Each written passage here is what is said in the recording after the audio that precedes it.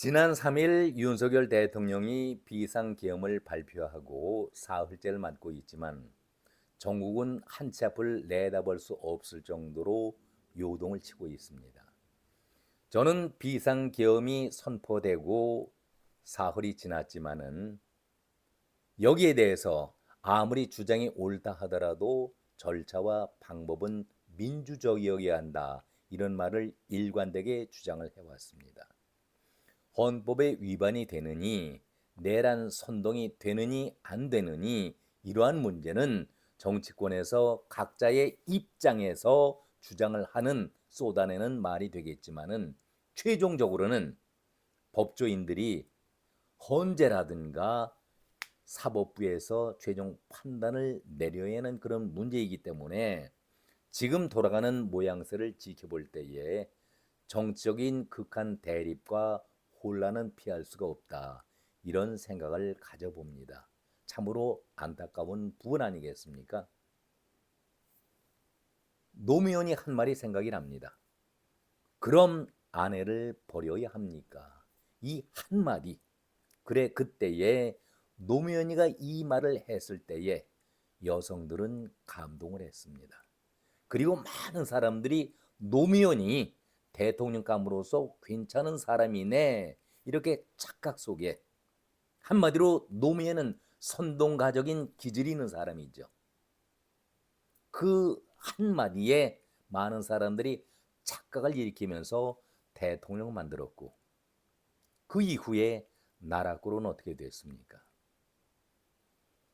최후에 노무현 모습은 어떻게 바뀌었습니까? 곤양숙의 비리가 하나 둘씩 재임 때도 알려졌지만은 퇴임 이후에 본격적으로 수사에 임하게 되니까 노무현이 정말 생각하기도 싫었던 비극을 자초했던 것 아니겠습니까? 저는 그렇게 생각을 합니다. 곤양숙의 비리가 노무현 부엉이 바위 쪽으로 만들었다. 비극을 만들었다. 이렇게 생각을 하고 있습니다. 깜나라 조진국 시간입니다. 반면교사라는 말을 우리가 자주 합니다. 남의 잘못을 보면서 잘못된 것을 보면서 나는 그러지 말아야겠다. 깨닫는 것을 말하고 있지 않겠습니까? 윤석열 대통령은 대통령 취임할 때부터 걱정해온 문제가 김건희 여사의 문제였습니다. 문제가 사실이던 아니던 간에 취임 초에 이런 문제를 말끔하게 정리를 했어야 하는데 국정 책임자로서 일을 하기 위해서는 항상 이 문제를 깔끔하게 정리하고 들어갔어야 하는데 그것을 놓쳤던 것이죠. 그러다 보니까 결국 이런 나락으로 이런 사태까지 오게 된 것 아니겠습니까? 사실 오늘 비상계엄 선포까지 오면서 그 이유야 여러 가지가 있겠지만은 굳이 김건희 여사 문제가 전체를 좌우한다 이렇게 말할 수는 없을 겁니다. 그럼에도 김건희와 연관된 문제 열과되었다라고 국민들이 생각하고 있다는 것은 야당의 집요한 여론 공작이 먹혀 들어간 것 아니겠습니까? 여기에 문제의 심각성이 있는 것 아니겠습니까? 사람의 심리라는 것이 참으로 묘하지요. 한번 그런 방향으로 빠지게 된다면 생각을 하게 된다면 거기에서 쉽게 빠져나오질 못합니다. 모든 것이 다 김건희 때문에 이루어진 일이다. 이렇게 선동질 해왔던 야당의 그 주장을 많은 국민들이 아직까지 확실한 증거가 없으니까 그것을 그러려니 하고 믿고 있는 데서 문제가 발생한 것 아니겠습니까? 올 초에 총선거를 앞두고 김건희의 녹취록이 터졌을 때에 김건희 측에서 대통령 측에서는 비상대책위원장인 한동훈이가 어느 정도 막아주기를 바랐지만은 한동훈으로서는 총선거를 앞두고는 목숨을 건 한판 승부 아니겠습니까? 또 당을 대표하는 비상위원장이었기 때문에 본인이 스스로 알아서 결정할 문제다라고 선을 그었습니다. 올바른 태도지요. 이때만 하더라도 국민의힘이 절대 과반수 이상을 차지할 것이다. 긍정적인 신호가 여기저기에서 나오고 있지 않았었습니까? 그런데 김건희 여사의 그 녹취록 문제 지속되면서 윤석열과 한동훈의 갈등의 틈새를 보였고, 여기에 황상무의 황당한 발언, 어떻게 이런 자가 사회 수석이 될 수가 있습니까? 아주 답답하지요. 그리고 이것으로 끝났습니까? 이종섭 국방부 장관을 호주 대사로 임명하면서 부랴부랴 출국을 시키지 않았었습니까? 악재가 계속 겹치면서 국민의힘은 어떻게 됐습니까? 절반 이상을 낙승할 것이다 라고 했던 그 분위기가 뚜껑을 열어보니까 그 반대의 참혹한 결과를 빚지 않았었습니까? 국민의 힘만의 타격이 아니라 대통령이 국정 운영하는 데에 결정적으로 동력을 상실했던 것 아니겠습니까? 이러면서 2차다, 3차다, 유난 갈등이 골이 깊어져 간다. 서로 충돌을 보이고 있다. 언론은 제멋대로 부추기고 쓰고 있는 것 아니었습니까? 참으로 답답합니다.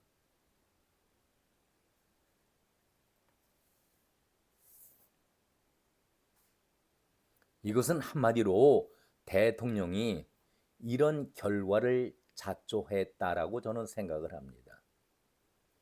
이러고 나서 윤 대통령은 제목에도 나와 있습니다만은 정말 열심히 일을 해왔습니다. 영업사원을 자처하면서 세계를 돌아다니면서 많은 정상들을 만났고, 특히 원전 판매에 앞장서가면서 국익을 위해서, 국가 경제를 위해서 아주 노력을 많이 했었습니다. 다 인정을 합니다. 그런데 한 가지 단순한 문제, 출발할 때에 그 아쉬운 점, 정권의 안정을 위해서는 무엇보다도 자기 지지 세력의 확보가 절대적이라는 것은 정치 초보자를 떠나서 누구든지 다 알 수가 있는데, 이거를 알면서도 야당의 집요한 선동질과 모함, 여기에 놀아났던 것 아니겠습니까? 이재명이 갖가지 범죄와 폐륜 짓을 했는데도 불구하고 강 건너 불 보듯이 지켜받은 것 아니겠습니까? 그러다 보니 이재명은 기가 더 살아서 나쁜 짓, 자기의 그 감방에 가야 될 그런 범죄를 요리조리 피해가면서 대통령을 공격해다면서 대통령과 그 당시에 영수회담을 8차례나 요구하지 않았었습니까? 얼마나 찬머리를 써가면서 대통령과 시간 벌기 싸움을 해왔었습니까? 이재명은 오늘 대통령의 내란 사태에 대한 특별 성명을 발표하면서 이렇게 대통령에게 그야말로 저격의 발언을 했습니다. 이번 계엄 선포는 대통령이 스스로 권력을 유지 또는 더 확장하기 위한 벌인 반란이요 내란 행위다. 그리고 친위 쿠데타다. 빠른 시간 내에 직무에서 배제되어야 한다. 내란 범죄는 불소추 특권의 예외 사항이기 때문에 신속한 수사를 통해서 진상을 명확히 하고 불소추 특권이 적용되지 않음을 필요로 한 법 내에서 수사, 체포, 구금, 기소, 처벌의 절차를 밟아야 한다. 그러면서 포고령의 처단을 적시한 대상은 주권자인 국민이었다. 위헌 불법 행위로 주권자를 위협한 대통령에게 한순간이라도 국정 운영을 맡길 수가 없다. 이렇게 얘기를 하면서 대통령에게 그야말로 숨통을 조이는 압박에 강한 발언을 오늘 아침에 했습니다. 정말 어처구니가 없지요. 범죄자 이재명이 아닌 다른 사람이 이런 정치적인 발언을 했다라면 우리가 생각해 볼 여지는 있겠지만은 마치 오늘 이재명이 특별 성명을 발표하는 순간은 이 나라의 가장 애국자적인 민주투사의 모습을 보이고 있지 않았었습니까? 당장 감방에 쳐 넣어서 단죄해야 할 중범죄자를 파렴치한 이재명이가 아주 자범으로서 애국, 나라 사랑하고 국민을 생각하는 입장에서 대통령을 공격하는 그 모습을 우리가 모두 지켜봤을 때에 여러분들은 어떻게 그 성명을 지켜보셨습니까? 오늘 국민의힘에서도 긴급 최고위원회가 열렸습니다. 모두가 상기가 된 그런 표정이었고 긴장된 모습들이었습니다. 한동훈 대표는 무겁게 말을 이어갔지요. 한동훈 대표는 이렇게 얘기를 했습니다. 새로이 드러나고 있는 사실 등을 감안할 때에 대한민국과 국민을 지키기 위해서 이와 같은 조치가 필요하다. 어떤 조치? 대통령의 행정에 대한 제재를 가할 필요가 있겠다. 한동훈 대표는 전날 이런 얘기를 했었죠. 당 대표로서 이번 탄핵에 대해서는 준비 없는 혼란으로 인해서 국민과 지지자들의 피해를 막기 위해 통과되지 않도록 노력을 하겠다. 그러니까 당론으로서 대통령의 탄핵만큼은 막겠다. 이런 뜻을 표했었는데 하루 사이에 새로운 정보를 취득하고 나서는 한동훈도 상기가 된 입장에서 이렇게 긴급 발표를 하게 된 것입니다. 어젯밤에 지난 계엄령 선포 당일에 윤 대통령이 주요 정치인 등을 반국가 세력이란 이유로 고교 후배인 여인형 방첩사령관에게 체포하도록 지시했다는 사실, 엄청난 그런 사실이죠. 대통령이 정치인들 체포를 위해서 정보기관을 동원했다는 사실을 신뢰할 만한 근거를 통해서 확인을 했다. 윤 대통령의 탄핵안 표결에 대해서 입장을 선회하겠다는 것을 간접적으로 비춘 것 아니겠습니까?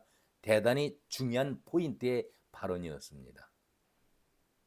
여인형 방첩사령관이 그렇게 체포한 정치인들을 과천의 수감 장소에 수감하려 했다는 구체적인 계획이 있었던 것도 파악이 됐다.